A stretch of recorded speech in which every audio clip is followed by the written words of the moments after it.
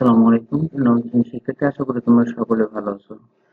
গত টিউটোরিয়ালে আমরা সমস্যা 1 এবং সমস্যা 2 নিয়ে আলোচনা করেছি। আজ আমরা গোলকের আয়তন নিয়ে আলোচনা করব।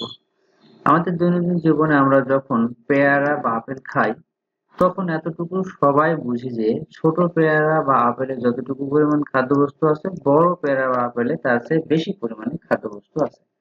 কিন্তু যদি বলা হয় যে কোনো একটি পেয়ারা বা আপেলের ঠিক কতটুকু পরিমাণ খাদ্যবস্তু আছে, তা কিন্তু আমরা সঠিকভাবে বলতে পারি না।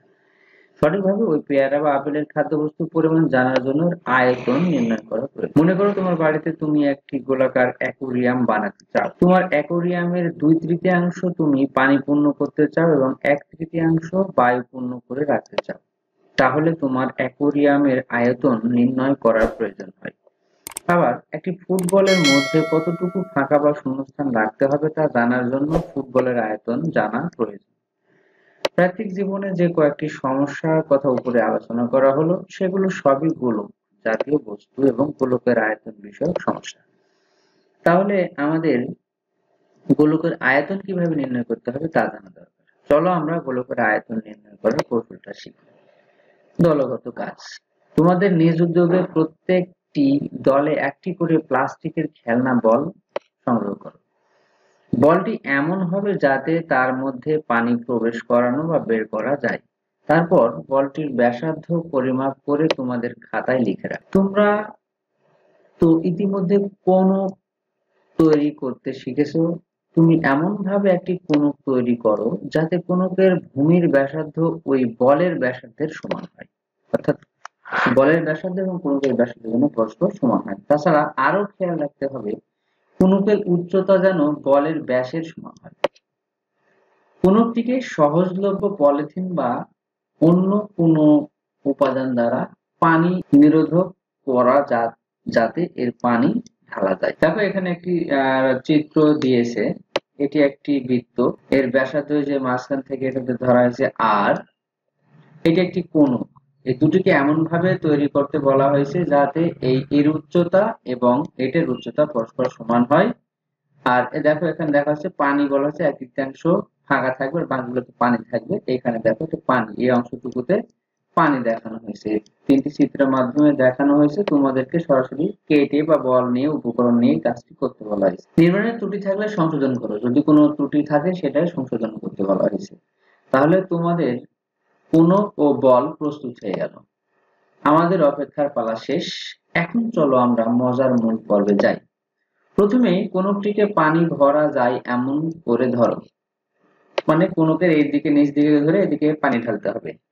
এরপর কোণকটি পরিপূর্ণ করে ফাঁকা বলের মধ্যে ঢেলে দাও। বলটি স্বচ্ছ থাকলে দেখতে পারবে বলের মোটামুটি অর্ধাংশ পূর্ণ হয়ে গেছে। অর্থাৎ বল যদি স্বচ্ছ বলতে এখানে প্লাস্টিকের যে বলগুলা ভিতরে পানি ঢুকে গেলে যাতে বোঝা যায় সেরকম বলের কথা বলা হয়েছে। একইভাবে দ্বিতীয়বার খালি কোণকটি পরিপূর্ণ করো এবং আবারও ঢেলে দাও। কি লক্ষ্য করেছো? বলটি কানায় কানায় পূর্ণ হয়ে গেছে। অর্থাৎ এই একটি কোণক দুবার যদি তুমি পানি পূর্ণ করে এই বলের মধ্যে ঢালো, তাহলে কি হবে? বলটি দুবারে পরিপূর্ণ হয়ে যাবে। কি মজা, তাই না? দুই কোণক পানি দ্বারা একটি বল পূর্ণ হয়ে গেল। অর্থাৎ দুইটা কোণক ভরে পানি যখন দিছো তখন একটা বল পূর্ণ হলো। আবার তুমি উল্টো ভাবেও যাচাই করতে পারো। অর্থাৎ পানি পূর্ণ একটি বলকে কোণকের যদি ঢালো, তাহলে এখানে দুইবার ঢাললে পানি কিন্তু আর অবশিষ্ট থাকবে না।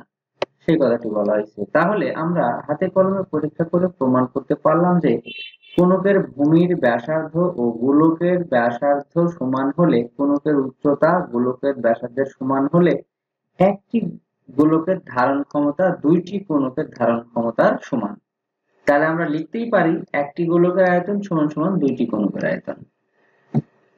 এখন আমরা জেনেছি কোণকের ভূমির ব্যাসার্ধ r একক এবং উচ্চতা h হলে এর আয়তন হয় 1/3 পাই r² h ঘন একক। এটি একটি সূত্র। তাহলে দুইটি কোণকের আয়তন কত হবে? তাহলে 2 দ্বারা গুণ হবে, এখানে 1 এর সাথে 2 যদি গুণ হয় তাহলে 2/3 হবে। 2/3 পাই r² h ঘন একক। তাহলে এই দুইটি কোণকের আয়তন যা, একটি গোলকের আয়তন কিন্তু তাই। তাহলে সরাসরি আমরা গোলকের আয়তনের সূত্র লিখতে পারি দুইটি কোণকের আয়তন বা 2/3 পাই r² h। এই জিনিসটি মনে রাখবা। তাহলে একটি গোলকের আয়তনের সূত্র কি? 2/3 পাই আর স্কয়ার এইচ, আর একটি কোণকের আয়তন হচ্ছে 1/3 পাই আর স্কয়ার এইচ। এই বিষয়টি মনে থাকবে, দুটি আয়তন। এখন একটি গোলকের আয়তন 2/3 পাই আর স্কয়ার ইন্টু 2r ঘন একক, যেখানে h সমান 2r। h সমান কি 2r, তাহলে একটি গোলকের আয়তন কত হবে 4/r, অর্থাৎ এই 2টা এটার সাথে গুণ হয়ে যাবে, যাওয়ার পর কি হবে 4/3, আর এখানে একটা r আছে, এখানে দুটো r আছে, এখানে একটা তিনটা, তাহলে পাই r কিউব ঘন একক।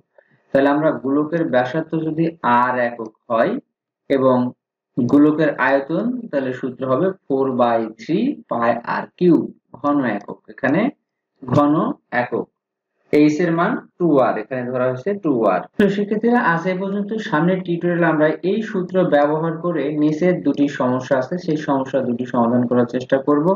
সেই পর্যন্ত সবাই ভালো থাকো, সুস্থ থাকো। আর যারা চ্যানেলটি সাবস্ক্রাইব করনি, অবশ্যই চ্যানেলটি সাবস্ক্রাইব করে বেল আইকন প্রেস করে পাশে থাকবে, যাতে আমি পরবর্তী টিউটোরিয়াল আপলোড করার সাথে সাথে তোমরা সেই নোটিফিকেশন পেয়ে যাও। ধন্যবাদ।